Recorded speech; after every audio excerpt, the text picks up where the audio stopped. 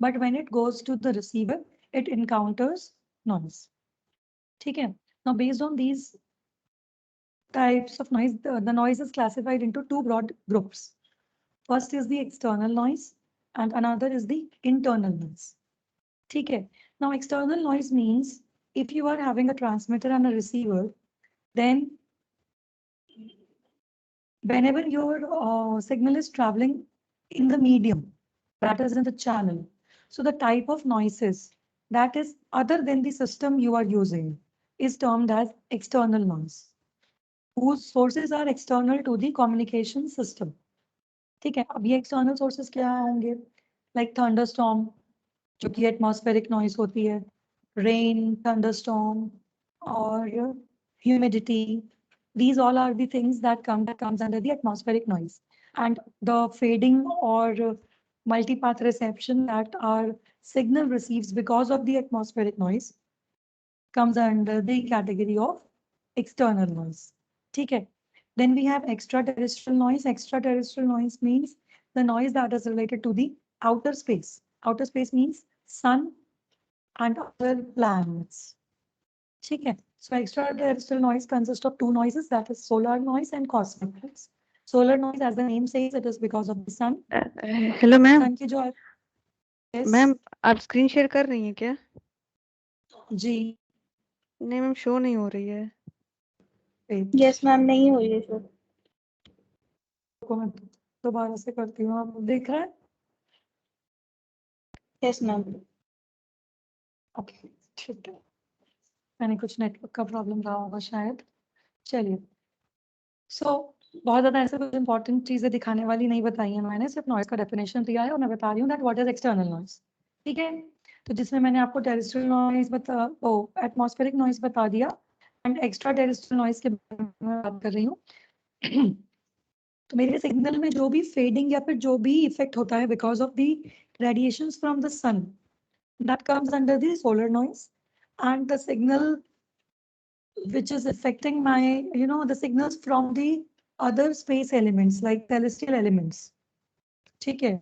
जैसे आपके दूसरे planets होते हैं, आपके satellites होते हैं, इन सब की वजह से जो radiations होती हैं उसे हम बोलते हैं cosmic noise.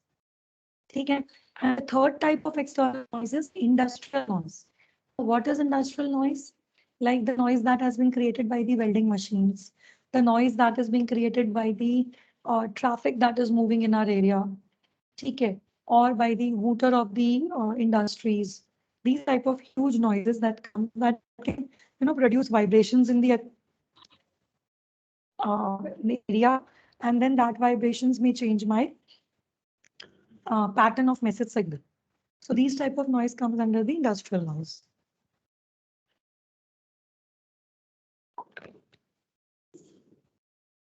Then further we have another type of broad classification of noise that is known as internal noise. Now what is internal noise? See, this type of noise is generated internally. It can be reduced by proper system designing. Okay? And the internal noise present in a given bandwidth B is same at any frequency in the spectrum. Means सबसे पहले तो ये आपके transmitter receiver या अगर आपका channel designed है तो उसके बीच में ऑकर. अब हमने पहले ही बोल दिया कि ट्रांसमीटर तो नॉइसलेस होता है, हम मान के चलते हैं. ठीक है. तो जो भी इंटरनल नॉइज जनरली ऑकर करेगी that will occur in the receiver system और द मीडियम. ठीक है. तो अब रिसीवर सिस्टम में इंटरनल कैरेक्टरिस्टिक्स जिसकी वजह से नॉइज क्रिएट होगा उसे हम रिड्यूस करने के लिए प्रॉपर सिस्टम डिजाइनिंग कर सकते हैं. नॉइज रिमूवल के लिए we can use systems. Plus जो भी आपका नॉइज सिस्टम में इंट्रोड्यूस होगा वो हायर फ्रीक्वेंसी भी आपका मैसेज का उसी पूरी फ्रीक्वेंसी पे आपका नॉइज जनरेट होगा. ठीक है. सो इंटरनल अगर हम फर्दर क्लासिफिकेशंस देखें, so these are of types, that is short noise, frequency या फिर ट्रांजिएंट नॉइज भी बोलते हैं. And 5 types of basic internal noise in the devices. Now, if that these are the electronic equipment devices, we all should understand that these 5 type of noises because of the movement carry be like electric charge carry we are having उन जो electron movements की noise first is your short noise. What is the short effect? Short means that how can how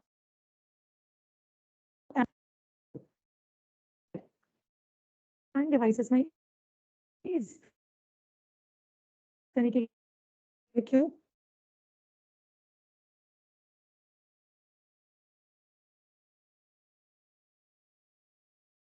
one amplifier का gain है 10 इसलिए amplify देखिए इसका short आ गया ठीक है it is producing a shooting effect. We say that in amplifiers, this type of noise occurs the most, and it is produced because of the random motion of electrons or holes, whosoever is the charge carrier. ठीक है? It has uniform spectral density. Spectral density का मतलब होता है हम इस signal की power को प्लॉट करेंगे स्पेक्ट्रम में. That is called as the spectral density. तो वो जो spectral density होती है short noise की मतलब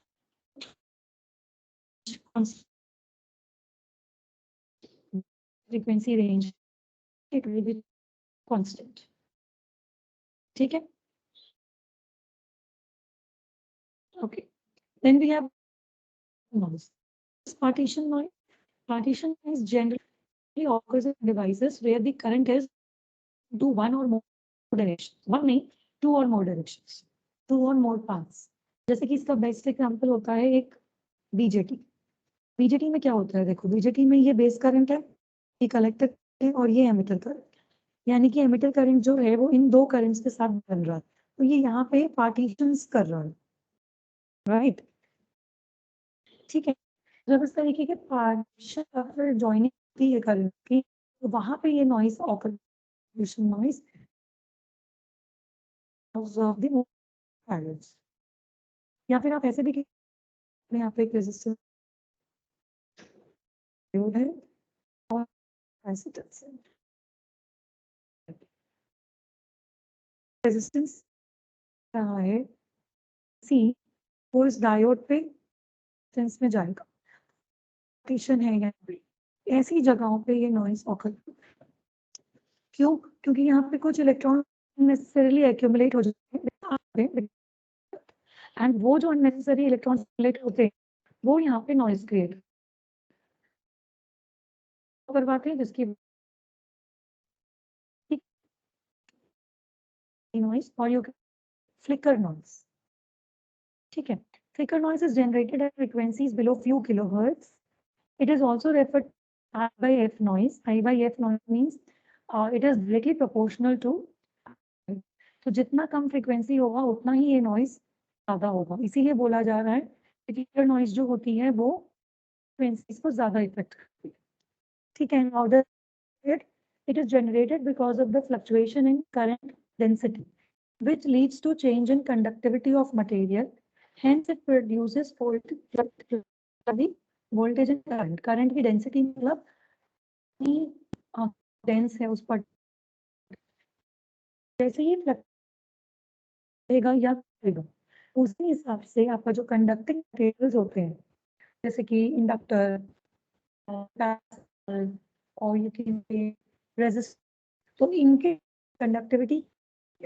कंडक्टिविटी वोल्टेज ड्रॉप चेंज होगा या करंट ठीक है सो इसकी वजह से जो उसे हम बोलते हैं फ्लिकर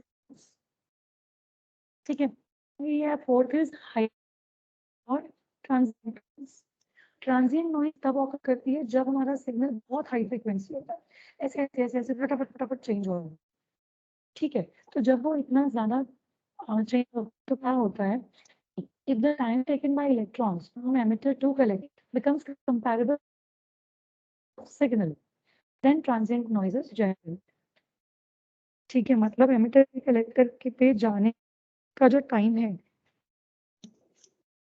अगर वो इतना ज्यादा हो गया तो सिग्नल के टाइम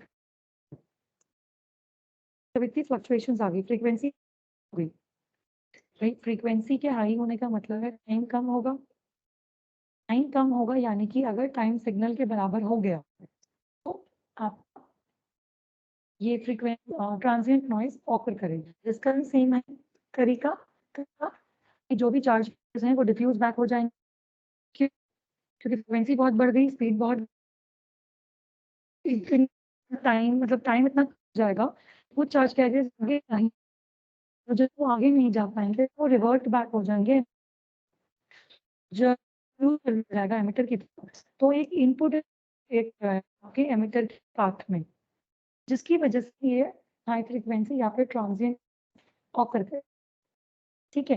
एंड एक ऑकर कर जाती है तो इसे आप नहीं आ सकते। Then the fifth type of noise is thermal noise. Now this noise is also called as white noise. It is also called as Johnson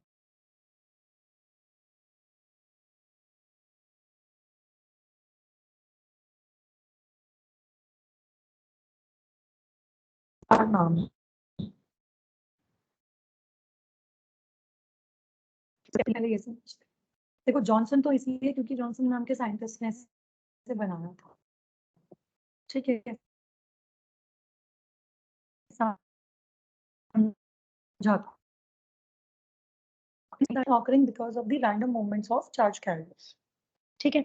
So what happens here is when we talk about thermal noise, because of random movement of charge carriers, conducting material के आसपास आपकी ये noise occur कर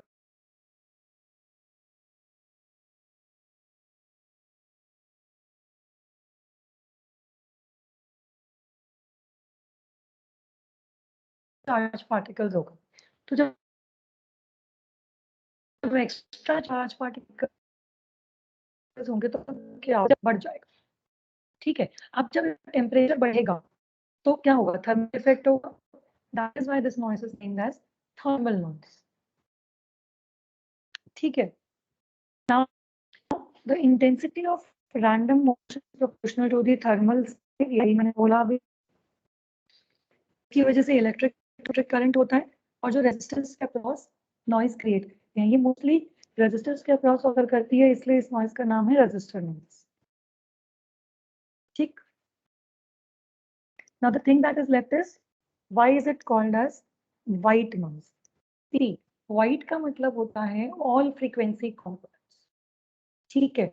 अब internal noises जितनी भी हैं, ये हमें पता है कि ये through out the bandwidth same रहती, यूनिफॉर्म रहती, ठीक है। तो जब ये सारी उसको कवर करेंगी, सारी फ्रीक्वेंसी रेंज को कवर करेंगी, तो इसका मतलब क्या हुआ कि it is a white noise, ठीक है। अब जब वाइट नॉइज की बात करते हैं तो हम उसकी पावर कैलकुलेट करते हैं, ठीक।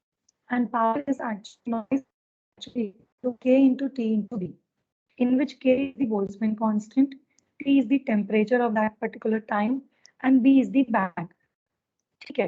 जनरली पावर है that is k into t, which is Boltzmann constant into temperature, but जब ये इंटायर बैंडविड्थ रेंज में ऑफर करता है तो हम इसको b से मल्टीप्लाई करते हैं। तो अगर मैं मिनिमम पावर की बात करूंगी तो that will be kt, but अगर मैं टोटल नॉइज पावर की बात करूंगी that will be kt into b, ठीक है। Now once we are aware of all these type of broad types of two noises, external and internal, then the most important noise that we understand is white, right? And now this name has been into white Gaussian noise, and later on I will name it as additive white Gaussian noise, ठीक है। अब देखो, सबसे पहले मैं आपको बताऊंगी कि इसे गॉसियन नॉइज क्यों कहा जाता है।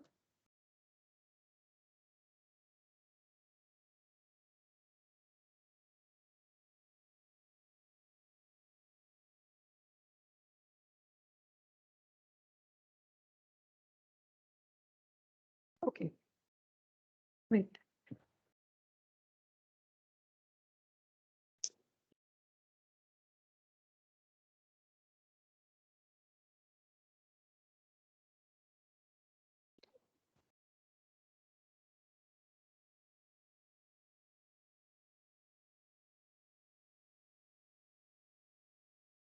देखो ये जो आपको डायग्राम दिख रहा है ये एक्चुअली गॉसियन डिस्ट्रीब्यूशन का डायग्राम होता है, ठीक है। और ये जो डिस्ट्रीब्यूशंस होती हैं ये हम स्टैटिस्टिकल वैल्यूज से निकालते हैं, ठीक है। आप लोगों ने नॉर्मल डिस्ट्रीब्यूशन पढ़ा है? नॉर्मल डिस्ट्रीब्यूशन क्या होता है ये आप लोगों ने पढ़ा है किसी भी सब्जेक्ट में?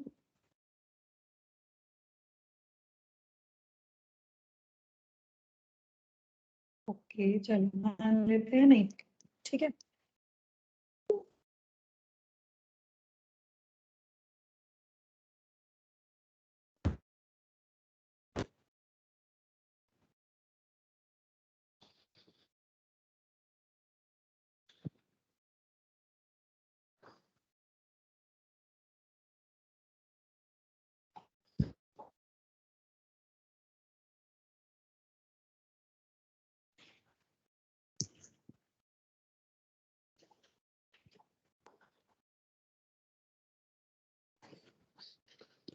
जस्ट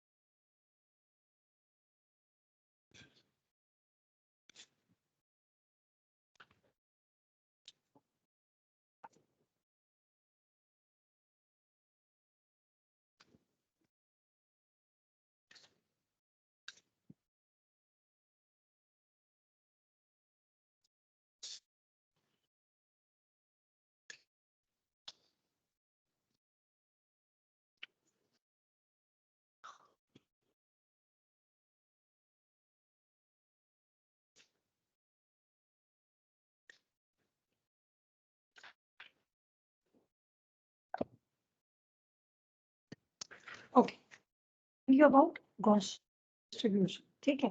गॉसियन डिस्ट्रीब्यूशन एक्चुअली इसका जो ग्राफ होता है this is always in a bell shape, ठीक है। और इस graph में ये जो सेंटर होता है this is mean value and these ensemble averages,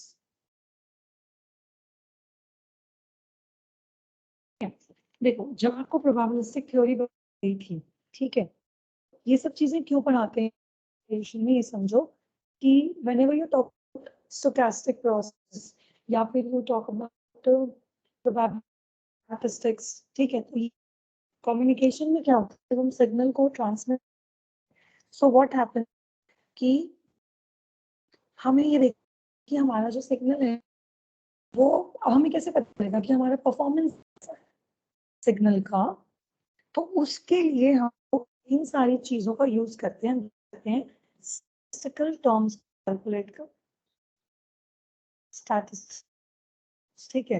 and statistics क्या क्या निकालते हो आप, अगर आप मैथ्स हो तो what else you calculate, you calculate mean, you calculate deviation, you average, ये सब निकालते हैं हम, अपने डेटा हमें गिवन होता है, ठीक है। इन सारी को मिलाकर जब हमारे पास एक अच्छा खासा होता है, डेटा आ जाता है, तो हम करते हैं उनको डिस्ट्रीब्यूट कर ओवर अ ग्राफ, ठीक है। जब जब हमारा ग्राफ का बनता है बेल शेप का, तो को हम बोलते हैं गॉसियन डिस्ट्रीब्यूशन, क्योंकि ये shape है, ये गॉसियन की तरह काम करता है। गॉसियन मतलब नॉर्मली डिस्ट्रीब्यूटेड, नॉर्मली डिस्ट्रीब्यूटेड, ठीक है। व्हेनेवर देयर इज डिस्ट्रीब्यूशन, यानी कि जो ये बेल शेप ग्राफ बने, इसमें आपके पास यहाँ पे मीन और ये आपके mu plus mu minus tan, ठीक है, ये वैल्यूज। तो अगर हम एडिटिव वाइट, तो क्या हुआ कि वाइट नॉइज है, गॉसियन डिस्ट्रीब्यूशन देख, ठीक है। वाइट नॉइज हमें ऑलरेडी पता है क्या हो, जो पूरी फ्रीक्वेंसी रेंज में डिस्ट्रीब्यूटेड हो यूनिफॉर्म, तो उसका पावर स्पेक्ट्रल डेंसिटी क्या होगा, uniform over entire frequency range, ठीक। तो अगर आप इसे प्लॉट करो तो ये इस तरीके से, यहाँ पे आप स्पेक्ट्रम लेते हो, यहाँ पे आप फ्रीक्वेंसी लेते हो, इस तरीके से कौन सा वैल्यू आपके साथ चलता है, and this in naught by 2. In some books it is represented by eta by 2. Whatever you write, both are correct. Eta by 2 या फिर n naught by 2. ठीक है।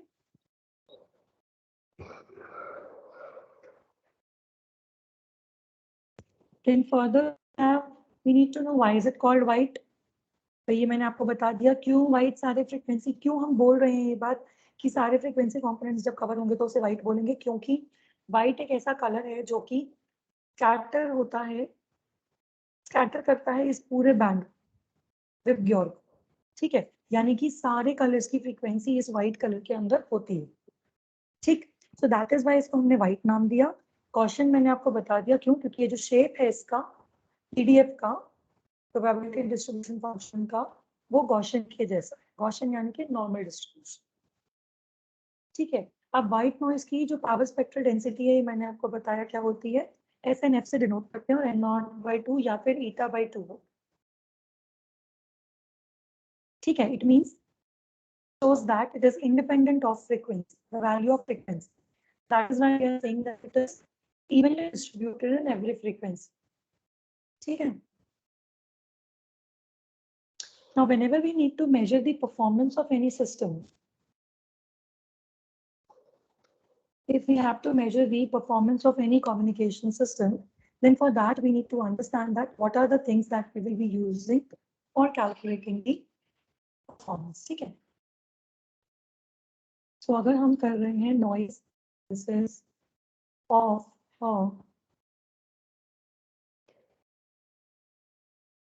कम्युनिकेशन सिस्टम, ठीक है। सबसे पहले हम देखेंगे क्या क्या होता है, ट्रांसमीटर, चैनल, रिसीवर, ठीक है। अब क्या होगा, यहाँ से सिग्नल ट्रांसमिट होगा, यहाँ पे उसके पास क्या एनकाउंटर होगा, नॉइस, ठीक है। इधर दो चीजें आएंगी चैनल रिसीवर के इनपुट पे, एक तो सिग्नल की पावर, एक नॉइस की। आउटपुट पे हमें क्या मिलेगा, सिग्नल आउटपुट, नॉइस आउटपुट, ठीक है। तो हम सबसे पहले क्या कैलकुलेट करेंगे, मेजर क्या होगा हमारा सबसे पहला, SNR, that signal to noise ratio. And what is this that I already told you, signal power upon noise, ठीक है। अब ये क्या है, signal to noise ratio receiver पे कैलकुलेट, ठीक है। और जगह कैलकुलेट होगा, एक तो होगा इनपुट पे SNR ऑफ इनपुट, और दूसरा होगा आउटपुट, ठीक है। और अच्छी परफॉर्मेंस के लिए हमें चाहिए कि जो हमारा signal to noise ratio output है, it should be as high as possible, ठीक है। जब आपका signal to noise ratio high होगा मतलब नॉइज की कम है, ठीक है। पैरामीटर जो होता है जिससे हम अपना कैलकुलेशंस करते हैं परफॉर्मेंस की, that is noise figure. Noise figure होता है SNR of input upon SNR of output, इन दोनों के रेशियो को बोलते हैं नॉइज फिगर।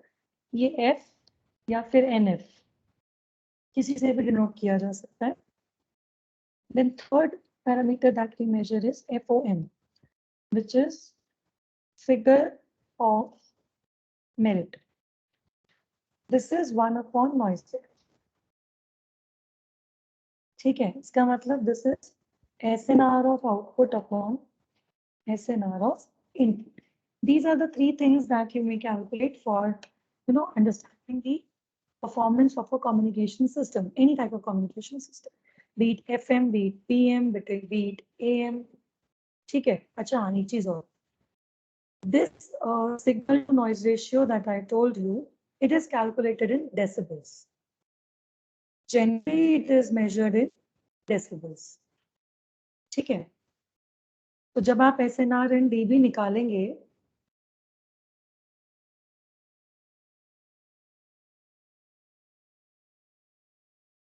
तो क्या करते हैं हम डेसिबल्स करने के लिए? 10 log of signal power upon noise. ये हो गया डेसिबल्स. ठीक है,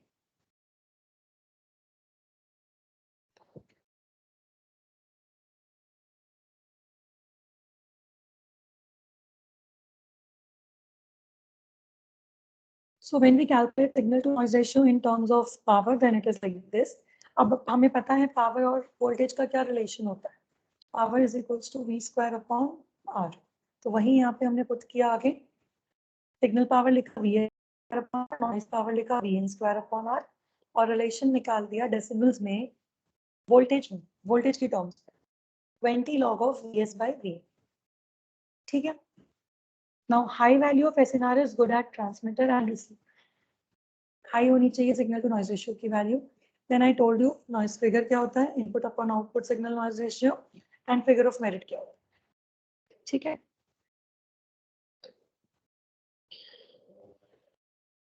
मैंने आपको ऑलरेडी बता दिया है कि कैसे आप कैलकुलेट करेंगे किसी भी कम्युनिकेशन सिस्टम में सिग्नल टू नॉइज रेशियो या फिर फिगर ऑफ मेरिट या फिर नॉइज एनालिसिस कैसे किया जाता है.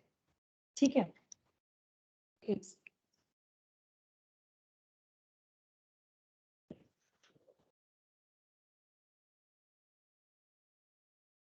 so now we will be taking individually the systems that we have studied in AM and FM, and we will calculate the noise analysis, because according to our syllabus,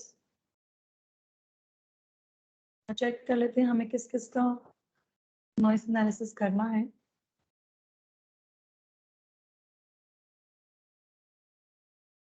in our syllabus we have to talk about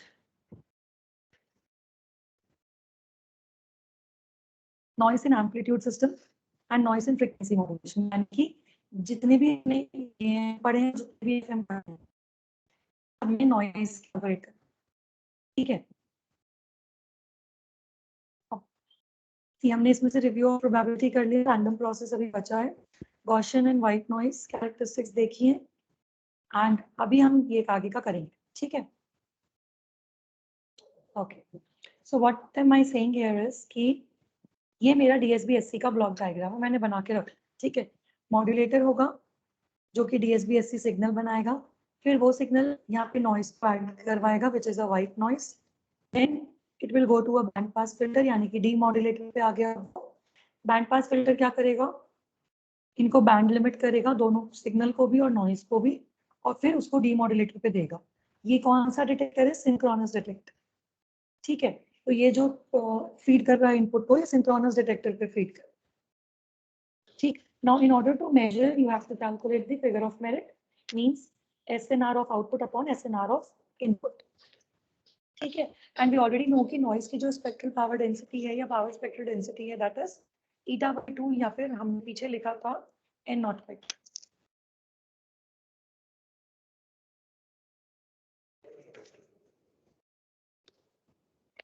ये points मैं आपको verbally बता चुकी हूँ. जब आपका DSB signal transmit किया जाएगा, रिसीवर की तरफ जाएगा, तो उसे व्हाइट नॉइस एनकाउंटर होगी जो ऐड करी जाएगी.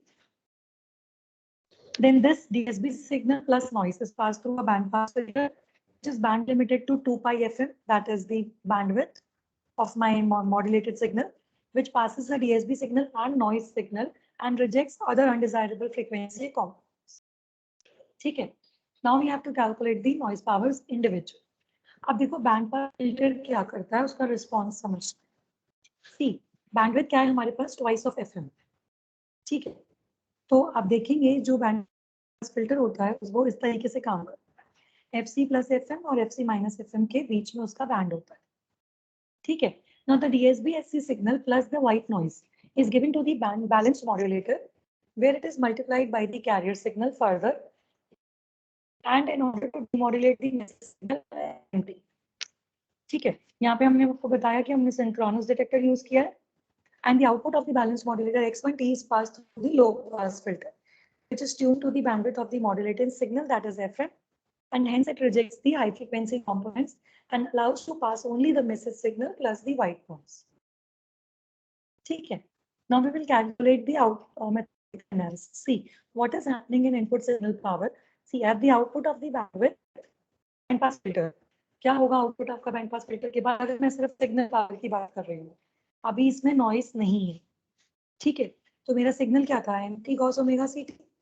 इसका पावर निकालेंगे तो हमें पता होता है पावर क्या होता है, ई ऑफ एक्स स्क्वायर टी. इसका फॉर्मूला पुट कर देंगे 1/t, लिमिट लगाएंगे तो अंदर एक्स टी की वैल्यू रख देंगे. अब इसको हम कॉस स्क्वायर ओमेगा सीटी को लिख सकते हैं 1 प्लस कॉस 2 ओमेगा सीटी बाई 2. तो हम इसे दो पार्ट्स ब्रेक कर लेंगे, इधर इधर. अब हमें ऑलरेडी पता है कि cos 2 ओमेगा सीटी यानी कि it is going beyond my range of band pass filter, right. Pass filter का फ्रीक्वेंसी क्या है, ट्वाइस FM, और ये क्या है, ट्वाइस ओमेगा सी. तो ये पास नहीं होगा. You only have at the output by t integral m square t dt. ठीक है, सिग्नल.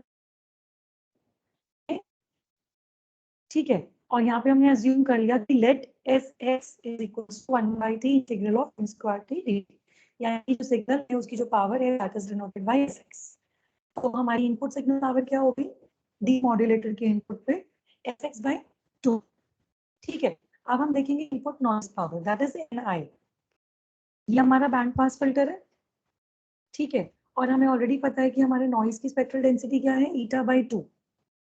ठीक, तो हम क्या करेंगे, नॉइज पावर क्या हो जाएगी, eta/2 into twice F and this into 2, Y into 2. Twice F क्या है, एक बार का बैंड है यहाँ का, and this is happening twice, 2 times, right? So that is why 2 into twice FM into eta/2. So you got output as noise, input noise is 2 eta FM. ठीक है, या फिर eta की जगह पे कहीं पे आपको ये ऐसे भी दिख सकता है, 2m0 into f.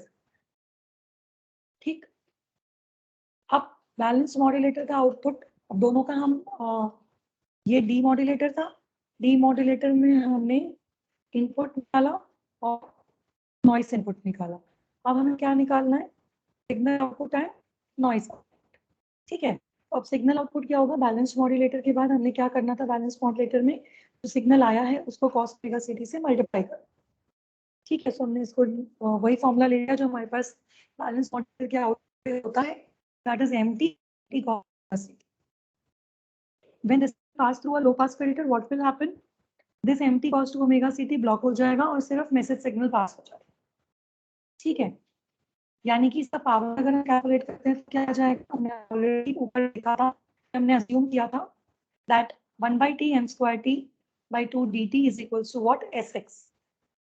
ठीक है, तो हमने इसको बोल दिया that signal power, output signal power is sx and output noise power क्या होगा.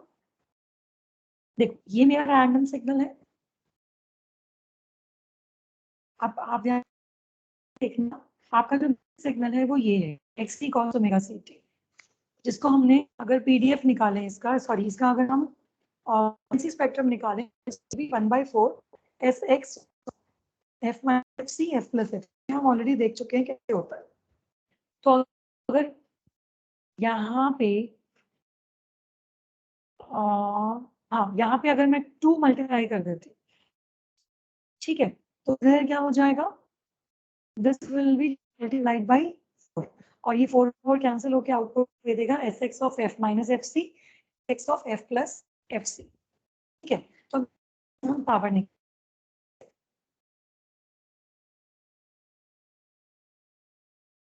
चलो अच्छा यहाँ तक आप लोगों को समझ कि कैसे हम सिग्नल निकाल रहे। Noise power that we do in the next class, which is at 220 T-SAW. Then we'll calculate the figure of. हम यहीं पे इसको लीव करते हैं and we'll go for the identity.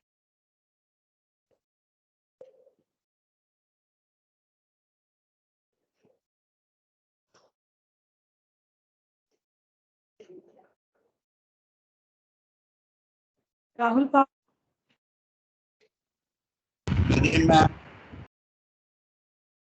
Rishabh Kumar,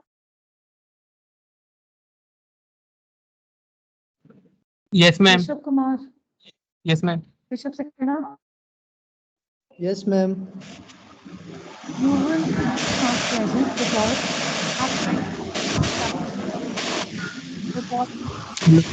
I said hello ma'am, आवाज नहीं आ रही आपकी। Hello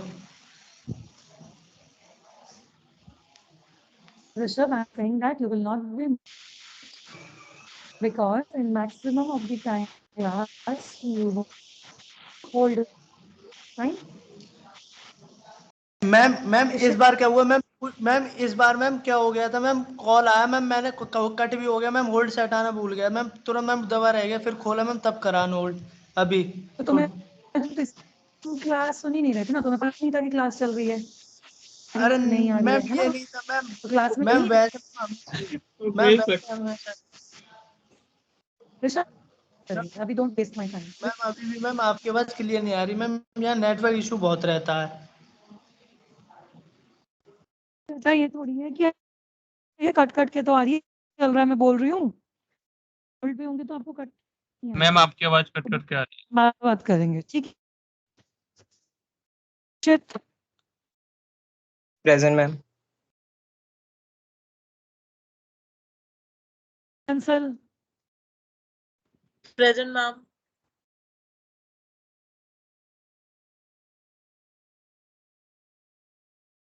Rajput, Rohan, present ma'am. Rohit Kumar Singh present ma'am. Akshay Gupta, ma'am present ma'am. Sakshi Verma. Tamiz Saifi, Yes, ma'am.